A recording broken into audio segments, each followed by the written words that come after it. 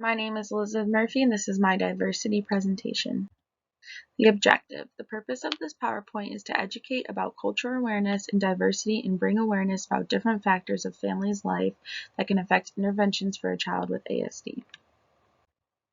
Topics. The topics I'll be going over is cultural competence, race, socioeconomic status, rural versus urban areas, family factors like divorced parents.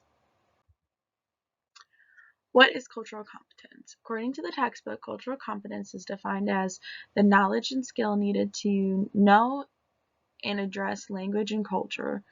This knowledge and skill evolves over time and spans over lifelong learning.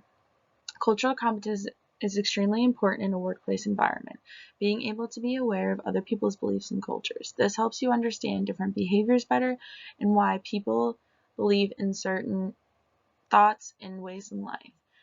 It can help you connect with other people in the workplace, like coworkers and your clients that are of different ethnicity or race as you.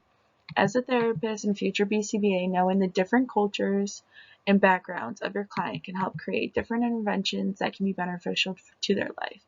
It helps you figure out what are acceptable ways to help reinforce a client when a target behavior is reached, and also appropriate ways to have consequences when the undesired behavior is present. This is to ensure we provide the best therapy and help reach the need of our client and their families to reach their goal. Ways to become more culturally competent. Providing training within the workplace to acknowledge different cultures, ethnicities, and races. Being more open-minded and trying to understand what another family and person is going through, being able to make accommodations and interventions that will benefit a child and their family's culture.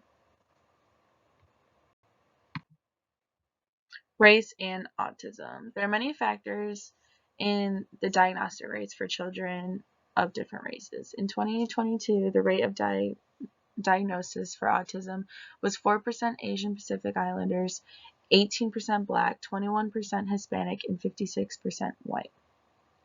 Multiple studies show that there is difference when it comes to providing treatment for ASD when it comes to races.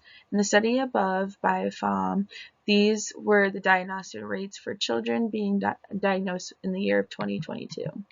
Other white children were found to seek their diagnosis quicker and were provided with more resources than someone who was in a minority. These percentages show that there are higher rates of white children getting proper diagnosis compared to children in the minority. Further studies shown Ellenberg found their results that most children diagnosed with ASD that come from low income families and are part of a minority group don't have the same resources and are less likely to find treatment for their child. After reading the research articles, it's important to understand and be aware of the numbers so we can do our best as caregivers to help give proper treatment and therapy to different ethnicities and cultures. Socioeconomic status is a huge factor that comes into play from location, financial status, access to therapy, and resources. Studies have shown that where a child grows up can really affect how they develop. Children who are diagnosed with ASD and come from low socioeconomic status struggle with receiving proper treatment due to their financial status of being able to afford therapy and don't have the resources within their home and school to help provide proper treatment needed. So going into that, Medicare versus Medicaid, when it comes to socioeconomic status, can play a part of what insurance a client can meet. Therefore, it can also affect them getting proper therapy. Lower family income families might only be able to access Medicaid compared to a higher middle class family and resources Medicaid.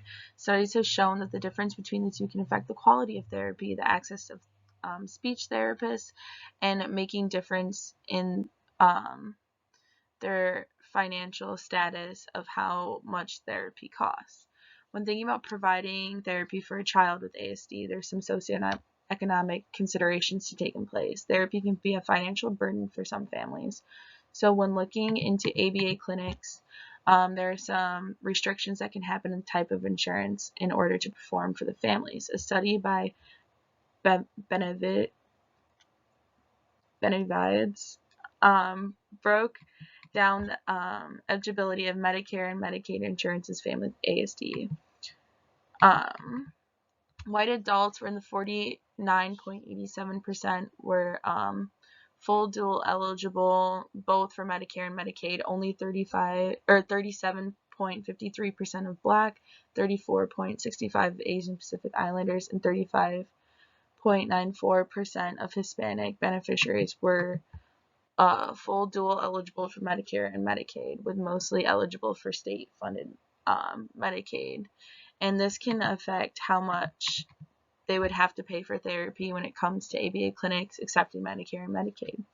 As caregivers, we have to understand the difference between the two, and how they can affect the families, and how we can properly provide therapy to a child. A child with ASD can be very hard on a family.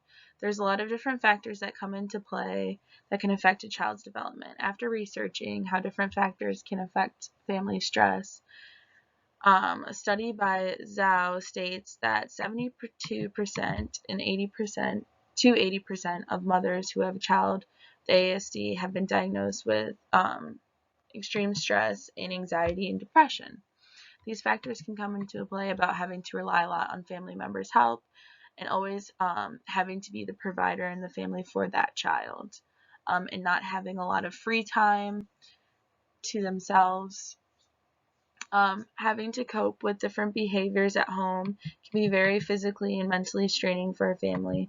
Some other factors that play upon stress, studies show that kids with ASD also have other health conditions, so always making sure that your child is always health is always being looked after.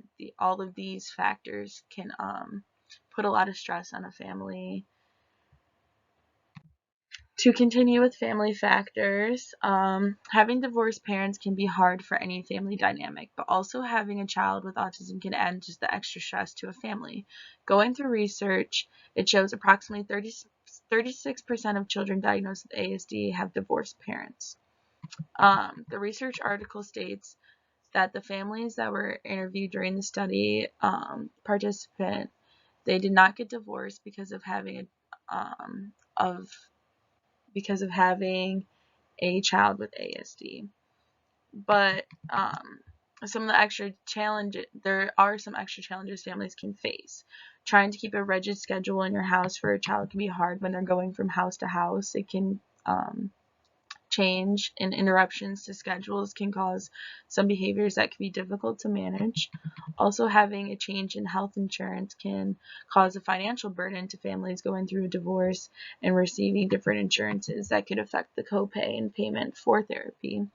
Also, another factor, always scheduling who's going to drop off, pick up for therapy in school can just be really difficult on divorced parents. And just even having that divided parent time can also be hard, to try to spend that quality time with their child. That's really helpful and beneficial for a child's development. As caregivers, we need to be aware of these family factors and dynamics that can affect a child's behavior.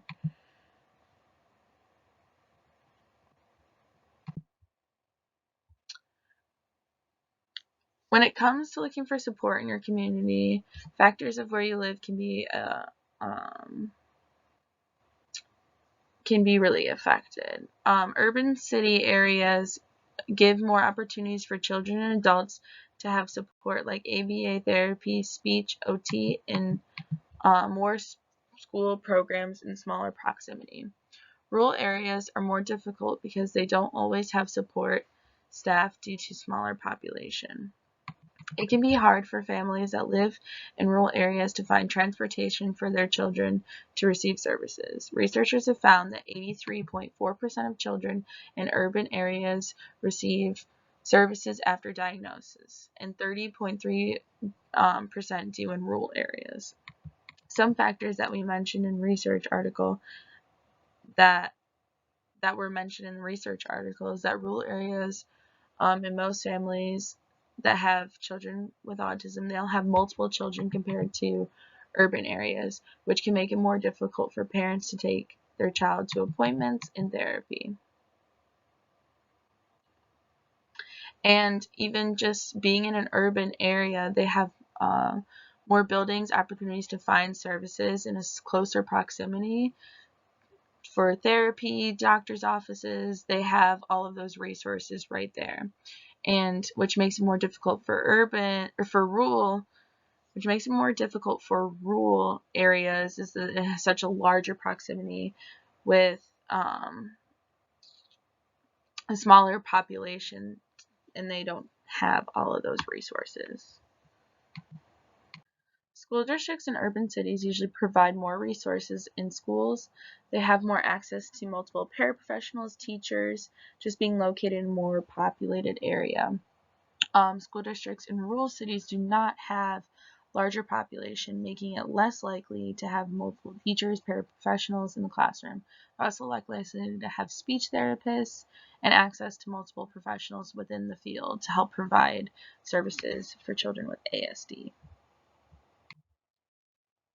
So conclusion. Diversity and social economic status play a huge role in everyday life and make a huge impact for children with ASD. There are multiple different factors that can affect a child's development, access to resources, and opportunities for help. It's always important to ask questions to families to understand their culture and what they're going through in order to help accommodate the client and family.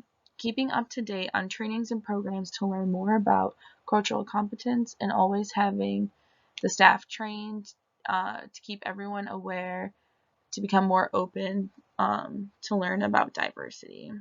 This PowerPoint will help families and practitioners be aware of the factors that can affect a child's growth and needs. And here are all my. Thank you so much for listening.